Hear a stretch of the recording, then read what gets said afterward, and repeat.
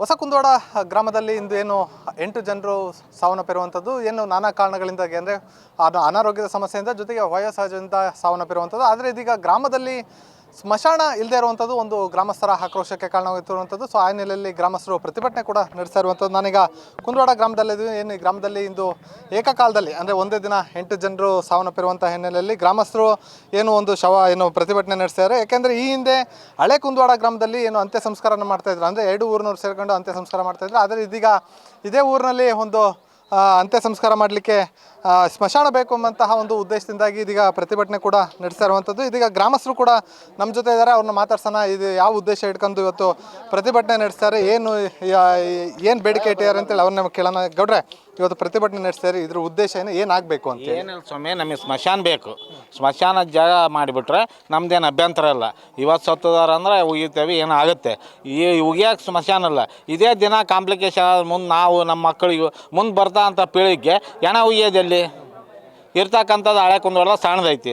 ಅದು ಅವ್ರು ಗಲಾಟೆ ಮಾಡ್ತಾರೆ, ನಮಗೆ ಇಲ್ಲಿ ಮಾಡಬೇಡ್ರಿ ಅಂತೇಳಿ ಹೇಳಿದ್ದೇವೆ. ಅದರಿಂದ ನೀವು ನಮಗೇನಪ್ಪ ಸರ್ಕಾರದ ಜಮೀನು ಐತಿ, ನೀರಾವರಿ ಇಲಾಖೆಗೆ ಐತೆ, ಅದಕ್ಕೈತೆ, ಇನ್ನೊಂದು ಕೈತೆ, ಅದನ್ನು 3 ಎಕರೆ 30 ಗುಂಟಿನ ನಮಗೆ ಸ್ಮಶಾನ ಮಾಡಿಸಿ ಕೊಟ್ಬಿಟ್ರೆ ನಮಗೆ ಮುಗಿದೋಕ ಸರ್. ಏಕಕಾಲದಲ್ಲಿ 8 ಜನ ಸಾವನ್ನಪ್ಪಿರುವಂಥದ್ದು ಇದೆ. ಫಸ್ಟ್ ಟೈಮ್ ಈ ರೀತಿ ಆಗಿರೋದ ಊರಲ್ಲಿ? ಇತಿಹಾಸ ಫಸ್ಟ್ ಸರ್, ನಮ್ಮ 3 ಹುಟ್ಟಿದ್ಕಿರಿ ಇದು ಇತಿಹಾಸ ಫಸ್ಟ್ ಸರ್. ಏನೆಲ್ಲ ಕೆಲವರು ವಯಸ್ಸಾದವರು, ಕೆಲವರು ಅನಾರೋಗ್ಯದವರು, ಅವರು ಸತ್ತದಾರ. ಅದಕ್ಕೇನು ಕಾಂಪ್ಲಿಕೇಶನ್ ಏನಲ್ಲ ಸರ್, ಸತ್ತವ್ರ ಮಾಡ್ಕೊಂತಾರೆ. ಈಗ ಮೇನ್ ಇರೋದು ಜಾಗ ಇಲ್ಲ ಸರ್ ಸ್ಮಶಾನ ಉಗಿಯಾಕ. ಈಗ 8 ಜನ ಆ ಊರಾಗ ಚೊಯ್ದ್ರೆ ಅವ್ರು ನಮಗೆ ಬೈತಾರೆ ಸರ್.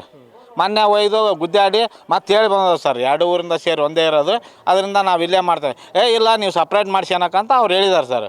ಈಗ ನಿಮ್ಮೂರಲ್ಲಿ ಎಷ್ಟು ಜನಸಂಖ್ಯೆ ಇದೆ? ಇಲ್ಲಿ ಸ್ಮಶಾನ ಮಾಡೋದ್ರಿಂದ ಯಾರ್ಯಾರಿಗೆ ಅನುಕೂಲ ಆಗುತ್ತೆ ಅಂತ ಇಲ್ಲಿ ನೋಡಿ ಸರ್, ನಮಗೆ ಹೊಸ ಕುಂದವಾಡ ವಿಲೇಜ್ ಹಳೆಯದಕ್ಕೂ ಹೌಸಿಂಗ್ ಗೃಹ ಮಂಡಳಿ 250 ಎಕರೆ, ಸರ್ಕಾರಿ ನೌಕರ ಭವನ 250 ಎಕರೆ, ಒಟ್ಟು 500 ಎಕರೆ ಲೇಔಟ್ ಐತೆ ಸರ್. ಇಲ್ಲಿ ಎಲ್ಲರಿಗೂ ಅನುಕೂಲ ಆಗತ್ತೆ, ನಮ್ಮ ಗುರಿಗೆ ಅಷ್ಟೇ ಅಲ್ಲ ಎಲ್ಲರಿಗೂ ಅನುಕೂಲ ಆಗತ್ತೆ ಅಂತ ನಮ್ಮ ಉದ್ದೇಶ ಸರ್.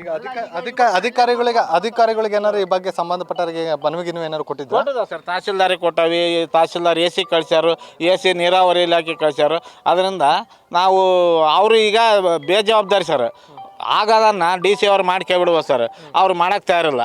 ಅದರಿಂದ ನಾವು ಅವನ್ನ ಅಡ್ಜಸ್ಟ್ ಮಾಡಿ ಅದನ್ನು ಬೌಂಡ್ರಿ ಮಾಡಿ ಕೊಟ್ಬಿಟ್ರೆ ಅಭ್ಯಂತರ ಏನಿಲ್ಲ ಸರ್. ನಮ್ಗೆ ಇವತ್ತೇನಾದ್ರು ಟೈಮ್ ಕೊಡ್ತಾ ಇರೋ ಅವರಿಗೆ ಇಷ್ಟು ಗಂಟೆ ಒಳಗೆ ಬರಬೇಕು, ಇಲ್ಲ ನೆಕ್ಸ್ಟ್ ಏನಾರು ಅವಕಾಶ? ಈಗ ಸರ್, ಈಗ ಬಾಡಿಗಳು ನಿನ್ನೆ ಹೋಗಿರೋ ಸರ್, ಮಾಡಿದೇವೆ ಸರ್.